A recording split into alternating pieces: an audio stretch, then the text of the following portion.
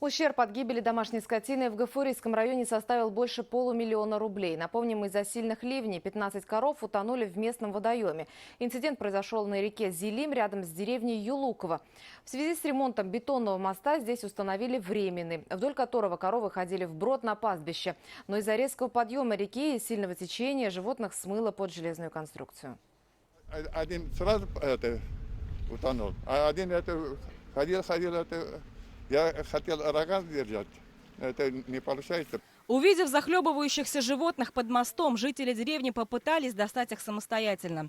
Однако им пришлось только наблюдать за гибелью своей скотины. У Загиры Сафарголовой под водой остались 3 коровы. На деньги от продажи мяса и молока одинокая женщина оплачивала детям обучение. Большой ущерб для меня. Не знаю, как это мне сердце терпит. Отделиться могли бы двое, да, большой ущерб для меня. Под воду ушли 15 голов КРС. По примерным подсчетам, это ущерб почти в 600 тысяч рублей. Из-за ремонта основного моста строители возвели временный. Животные предпочитали ходить вброд вдоль железной конструкции. На стороне эту корову смотрит.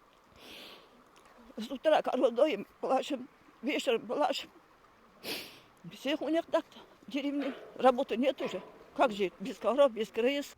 Из-за проливных дождей река поднялась почти на метр. Мост оказался на одном уровне с водой. Животных буквально засосало под него течением. Таким образом, можно сказать, что они оказались в плену у железной конструкции. У строителей, ремонтирующих мост, были плановые выходные. Техники, чтобы приподнять его, тоже не оказалось рядом. Поголовье КРС еще неделю лежало под водой. Животные не были застрахованы. Убытки пока ложатся на плечи сельчан. Мы постараемся как-то помочь по мере возможности. Потому что, сами знаете, финансовый вопрос – это очень трудный вопрос. И, к сожалению, я сейчас это что-либо сказать конкретно не могу. Потому что я не знаю и не хочу обманывать людей. Животные не ходили по временному мосту, потому что, со слов сельчан, люди на транспорте не уступали им дорогу. Очередная халатность или стечение обстоятельств неясно. Но жителям деревни Юлуково еще долго придется восстанавливать хозяйство, нажитое годами. Динара Таймасханова, Эльнур Юмагулов. Новости. Гафурийский район.